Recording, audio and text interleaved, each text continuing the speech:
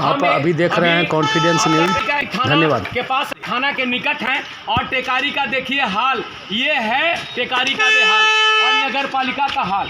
ये देखिए नगर पालिका का अपार गंदगी, और अभी होली क्रॉस किया है, होली में भी जस के तैसी स्थिति था और आज और ज़्यादा बढ़ते जा रहा है और कहीं पर समझौता का आसार नहीं दिख रहा है। और इसी बीच में चुनाव की सरगर्मियाँ भी तेज हो गई है, चुनाव भी आपके माथे पर आ गया है, सबका नॉमिनेशन संपन्न हो गया। कल नॉमिनेशन संपन्न हुआ है। हम इस टेकारी नगर के पूर्व उपाध्यक्ष हमारे अमित कुमार वर्मा हैं और बड़ी मौका से बाबा भेटा गए, बड़ी मौका से ये शंकर जी के मंदिर में जा रहे थे, इनसे मुलाकात हो गई। हम इनसे जानेंगे कि इसके लिए ये अपार जो गंदगी है, आप वाइस चेयरमैन रह चुके हैं, ये अपार गंदगी पर आपका क्या कहना है? सबसे पहले मैं आपको धन्यवाद देता हूं कि ऐसे मुद्दे को आप उठा रहे हैं अपने चैनल के माध्यम से। इस गंदगी के बारे में मैं इतना ही कहूँ कि ये गंदी राजनीति का शिकार हो चुका है नगर निकाय।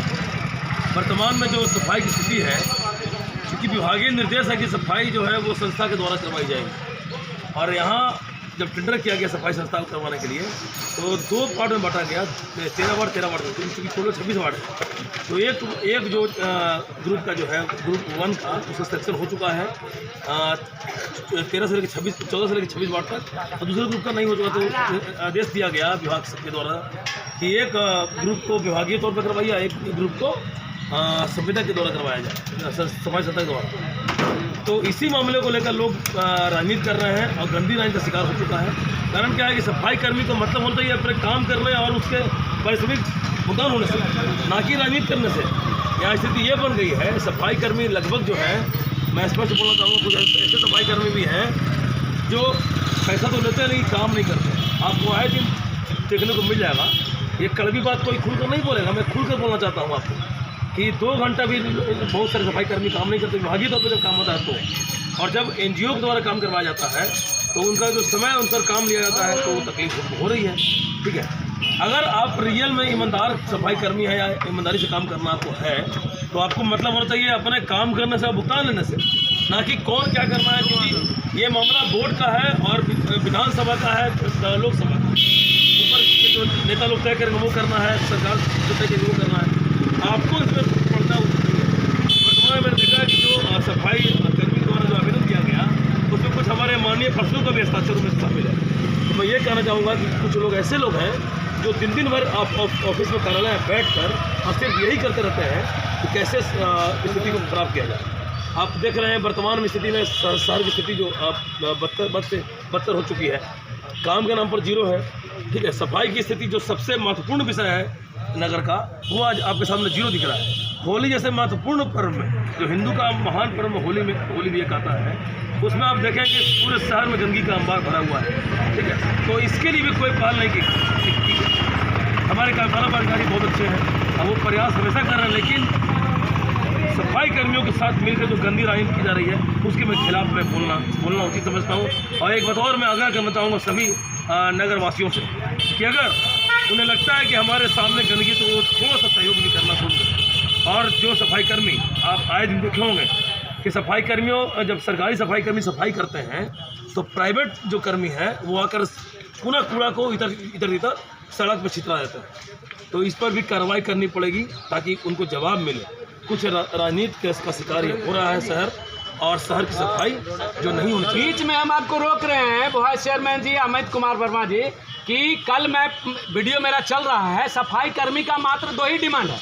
हम एनजीओ के तहत हमारी प्रतिष्ठा धूमिल हो रही है और हमको रे ते बे कह कर हमसे काम लेना चाहता है, हम काम नहीं करना चाहते हैं। और 22 लाख रुपया जो काम पर खर्च किया जा रहा है, वो लोग कहता है कि हमको 15 लाख रुपया दीजिए ना भाई, हम टेकारी को स्वर्ग बना के रखेंगे। तो इस पर आपको जो है लेटर भी दे दिया गया है आपको वाइस चेयरमैन सागर दीवान जी को, उस पर सागर दीवान जी स्वीकृति प्रदान किए हैं कि बोर्ड आएगा, बोर्ड का बैठक होगा, उसमें निर्णय होगी। और उसमें आपके वार्ड पार्षद कुंती देवी शायद सुभय कुमार शर्मा के औरत हैं और वो भी स्वीकृति दी हैं। अब बताइए कि वैसी परिस्थिति में हम नहीं समझते हैं कि मात्र इसको तो पैसा के लिए मांग नहीं है, मांग है कि हम एनजीओ के तहत काम नहीं करना चाहते। मैंने ये पूछा कि एनजीओ में आप काम करते हैं तो काम कीजिए, आप वेतन लीजिए। और आप काम नहीं करना चाहते, इसका मतलब कि आप नगर पंचायत में आना चाहते हैं, तो इसमें आप इस पर क्या आपको कहना है? सबसे पहले मैं यहाँ पर कहना चाहूँगा आपको कि कुछ जो माननीय पार्षद और माननीय उप सभापति महोदय हैं, उन्हें या तो भी संविधान जो अधिनियम है उसका ज्ञान नहीं है, या फिर जो तथ्य जो दिए गए हैं नियम में वो उन्होंने पढ़ा नहीं। क्योंकि स्टैंडिंग कमेटी के द्वारा ही यह किया जाता है, तो उसमें जो नियम बनाए गए हैं वो उनको पहले से पढ़ना चाहिए। और जो ये मामला उठा रहे हैं 11,22,00,000 का, मैं आपको बता दूँ कि वर्तमान में वो वाइस चेयरमैन है, जो चेयरमैन जो भी हैं पार्षद हैं, अभी तो मैं कुछ नहीं हूँ, मैं एक्स वाइस चेयरमैन था। आप ये बात जान लीजिए कि जितना रुपया उसे दिया जा रहा है उसमें लेबर का जो PF कटेगा, GST कटेगा, कैमरा घुमा करके फिर इधर लाइए, GST कटेगा, ठीक है।